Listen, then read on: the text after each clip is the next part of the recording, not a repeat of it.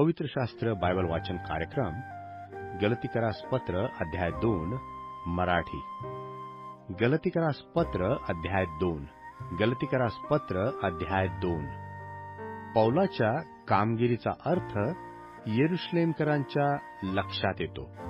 पौलाच्या कामगिरीचा अर्थ यरुशलेमकरांच्या लक्षात येतो. नंतर 14 वर्षांनी मी बर्नबासह तीतालाही बरोबर घेऊन यरुशलेमास पुन्हा वर गेलो. ते मला प्रगटीकरण झाल्याप्रमाणे गेलो. जी सुवार्ता मी विदेशी लोकात गाजवित असतो ती मी त्यास निवेदन केली, परंतु जे प्रतिष्ठित होते त्यास एकांती केली. नाहीतर मी व्यर्थ धावतो किंवा धावलो असे झाले असते. तथापि माझ्या बरोबरचा तीत हा हेलनी असतानाही त्याला देखील सुनता करून घेणे भाग पडले नाही. या गोष्टीला चोरून आत आणलेले खोटे बंधू कारण झाले. ते आम्हास दासपणात घालण्याकरता ख्रिस्त येशूमध्ये जी आमची मोकळीक ती हिरावून घेऊन चोरून आत आले होते. त्यास आम्ही घटकाभरही वश होऊन मान्य झालो नाही, यासाठी की सुवार्तेचे सत्य तुम्हाजवळ असावे. जे कोणी प्रतिष्ठित असे मानले जात होते ते कसेही असले तरी त्यांचे मला काही नाही. परमेश्वर मनुष्यांच्या तोंडाकडे पाहत नाही. असे जे प्रतिष्ठित होते त्यांनी माझ्या सुवार्तेत काही भर घातली नाही. तर उलट जसे सुनता झालेल्या लोकांस सुवार्ता सांगण्याचे काम पेत्राला सोपवले आहे, तसे सुनता न केलेल्या लोकांस सुवार्ता सांगण्याचे काम मला सोपवले आहे. असे पाहून का तर ज्याने पेत्राला सुनता केलेल्या लोकात प्रेषितपणा चालवायला शक्ती पुरवली, त्याने मलाही विदेशी लोकात शक्ती पुरवली. आणि मला दिलेले कृपादान ओळखून याकोब, केफा व योहान हे जे आधारस्तंभ असे मानले आहेत, त्यांनी मला व बर्नबाला आपण परमेश्वराच्या कार्यात सहभागी आहो हे दर्शविण्याकरता उजव्या हातांनी हस्तांदोलन केले, यासाठी की आम्ही विदेशांकडे व त्यांनी सुनता केलेल्या लोकांकडे जावे. तरी आम्ही गरिबांची आठवण करावी असे ठरले, आणि तेच करावयास मी स्वतः उत्कंठित होतो. पेत्रांचा निषेध.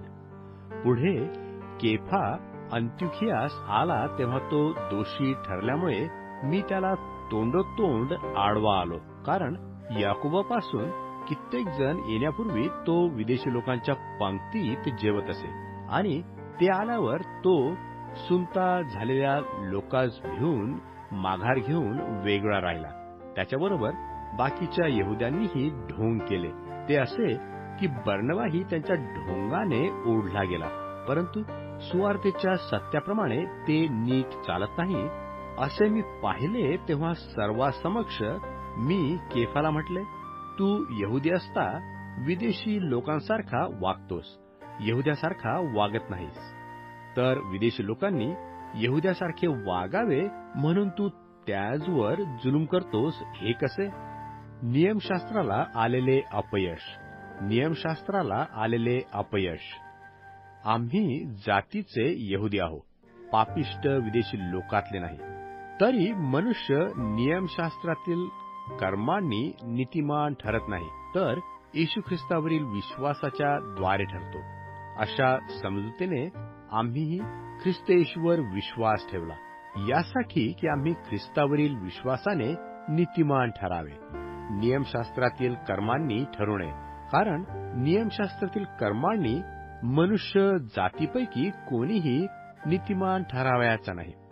ख्रिस्तामध्ये नीतिमान ठरण्यास पाहत असता आपणही पापी दिसून आलो तर ख्रिस्त पापाचा पुरस्कर्ता आहे काय?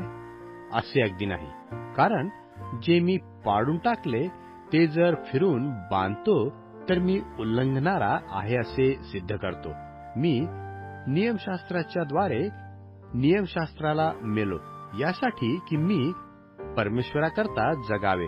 मी ख्रिस्ताबरोबर वधस्तंभाला खिळलेला आहे, आणि मी जगतो असे नाही, तर ख्रिस्त माझ्या ठायी जगतो. आणि आता देहामध्ये जे माझे जीवन आहे ते विश्वासाने आहे. ज्या परमेश्वराच्या पुत्राने मजवर प्रीती केली व स्वतःला मजकरता दिले, त्याचवरील विश्वासाने ते आहे.